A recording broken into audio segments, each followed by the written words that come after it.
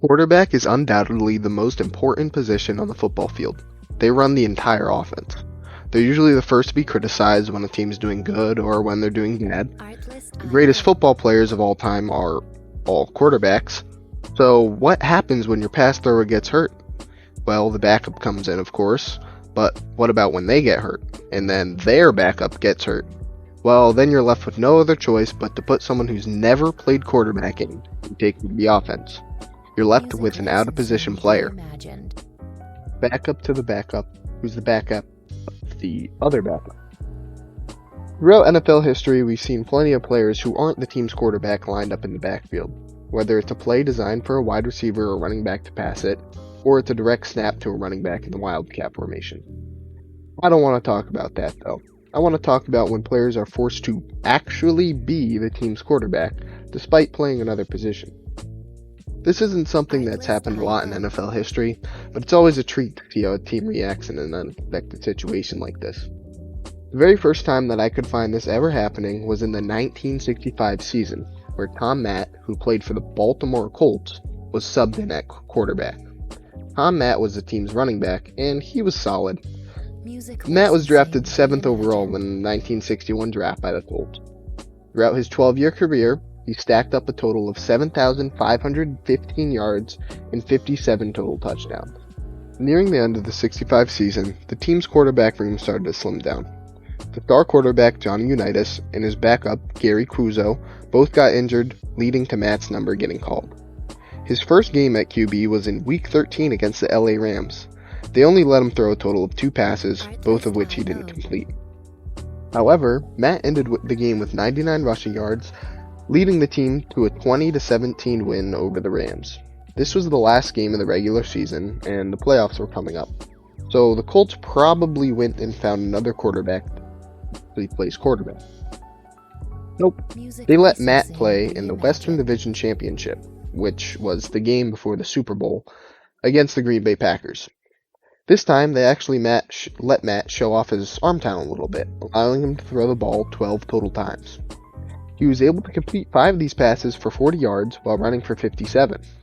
The Colts were up 10-7 at the end of the fourth with Matt at the helm, but the Packers hit a game-tying field goal, sending the game into overtime. The Packers then went on to make another field goal in overtime, leading to a heartbreaking loss for Matt and the Colts. Fast forwarding to 1990, we see another player thrown into a similar situation. Washington's Brian Mitchell, another running back who's unexpectedly forced to step in at QB. Going into the game, Washington's original starting quarterback, Mark Ripien, was already injured with a hyperextended knee, and the now starting Jeff Rutledge, along with his backup Stan Humphries, both got hurt mid-game. Mitchell, who was a rookie at the time, was now forced to be the team's QB. Mitchell did what he could to keep the offense going, using his experience from the University of Louisiana, where he used to play quarterback. He helped Washington finish the game, completing 3 of his 6 passes for 40 yards and topping it off with a rushing touchdown, though Washington never really had a fighting chance in this game, eventually losing 14-28. In more recent memory, we had Kendall Hinton get called up back in 2020. The Broncos starting quarterback Drew Lock, the backup Brett Ripien, and practice squad vet Blake Bortles were ruled out after the NFL discovered the 3 weren't wearing masks around each other before QB Jeff Driscoll tested positive for coronavirus. With no other options, the Broncos turned to Hinton, a wide receiver who was called up from the practice squad. They didn't even take someone from their active lineup. Hinton, of course, saw very little success at quarterback. He completed just 1 pass for 13 yards on his 9 total attempts. 2 of those incomplete passes also just happened to be interceptions.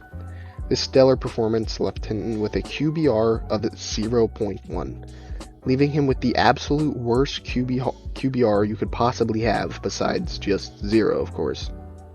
The lack of offense led the Broncos to lose to the Saints in a 31-3 blowout. Now, none of these guys really shined in their role as 5th-string quarterbacks, but I mean, what did you really expect? They aren't quarterbacks for a reason.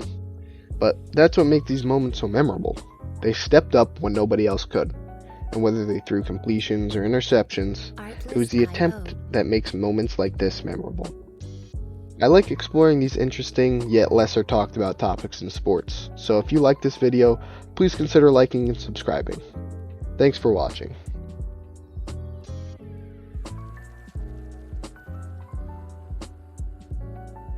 Music.